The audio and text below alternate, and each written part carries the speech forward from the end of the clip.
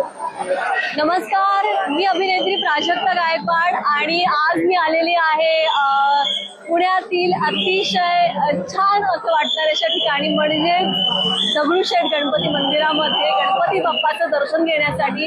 मी दरवर्षी खरं तर बाप्पाचा आशीर्वाद घेण्यासाठी इथे येत असते। मंडईच्या गणपतीचं दर्शन घेतलं आणि आता इथे आलेली आहे। खूप छान वाटतंय, मानाच्या 5 गणपतींचं दर्शन झालेलं आहे।